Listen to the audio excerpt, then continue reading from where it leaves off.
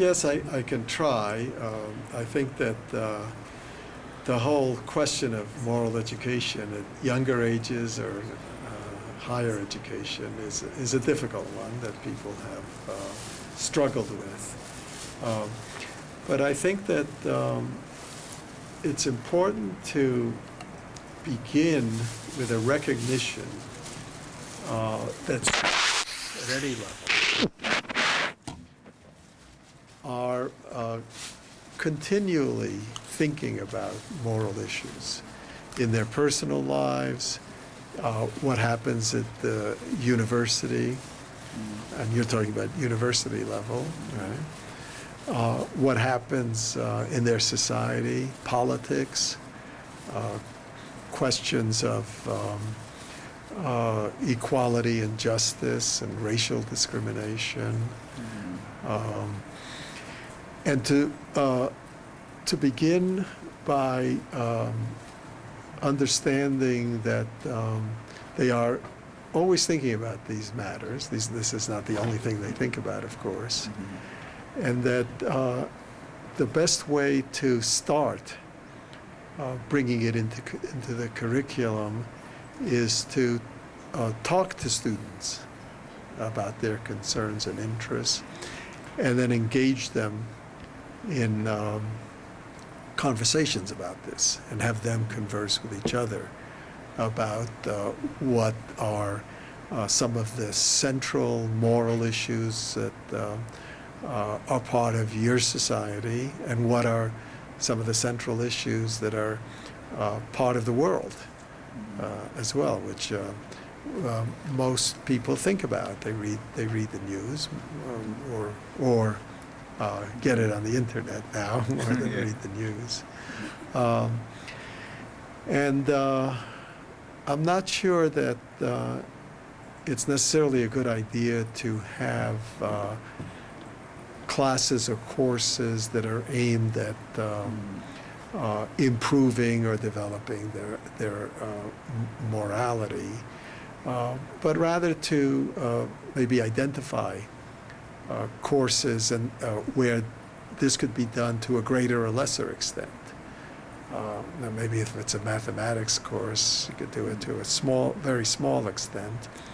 If it's a course in philosophy, or there are courses in philosophy which discuss ethics, and that could be designed to have more of this kind of discussion as well. Courses in the humanities and social sciences could be designed to, as opposed to having a course on developing their morality, some relevant courses could be designed, if the people who are teaching them are willing, to include more of those kinds of discussions. And then there's always the possibility of trying to engage students in activities in the university that have to do with moral issues. I don't know to what extent that occurs here.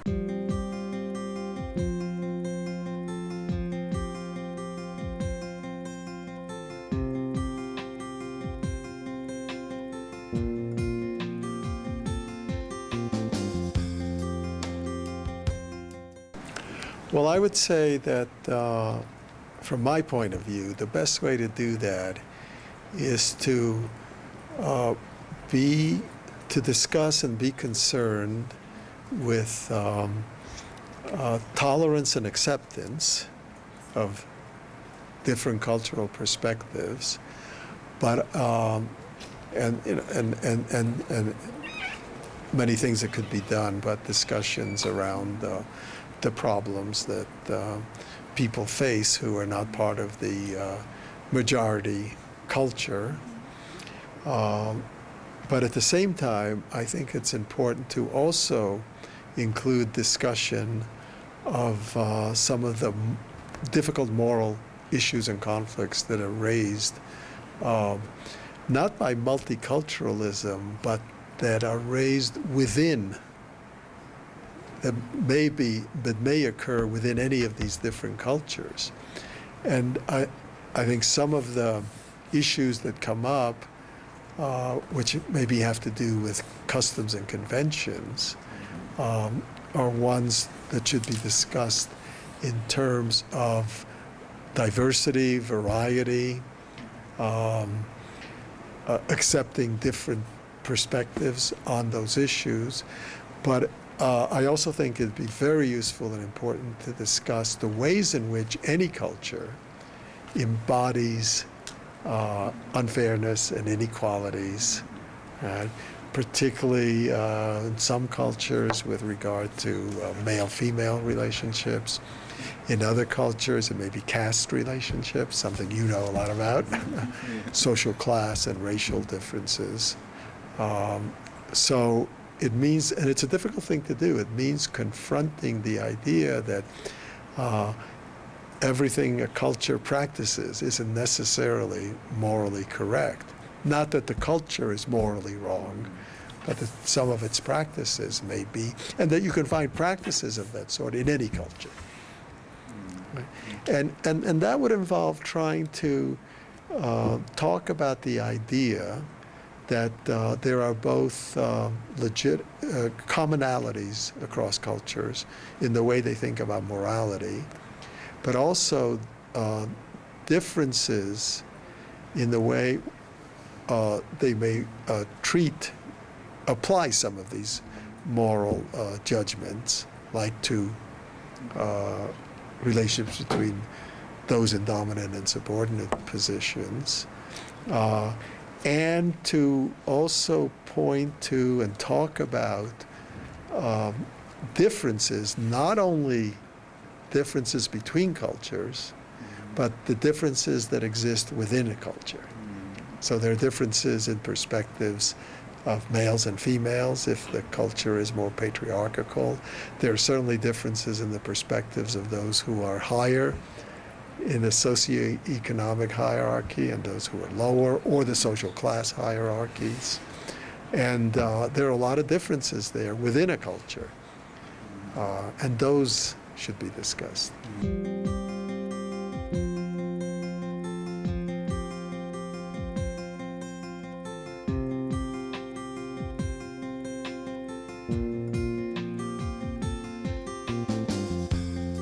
Yeah, well, that's a difficult problem, but an important one. And I think a lot of it has to do with some of the things we've talked about, which is recognizing those goals that are more educational, more institutional, because there are certain things that are needed for the institution to operate properly, and those that are moral. So it's again making distinctions among different spheres of life, but in this case, university life, and even talking about weighing one against the other. You may gain something educationally and lose something morally by the way the institution is structured. And I think all that should be part of the discussion. I think that administrators, now I don't know what the situation is here. I do know that in the United States and even in Berkeley, which has a long history of political activity, that administrators are often, these are people in the higher administration who were faculty before they're part of the of academia. But in their positions, they really tend to not be sufficiently sensitive to some of the concerns that students bring up, such as when there are demonstrations and protests.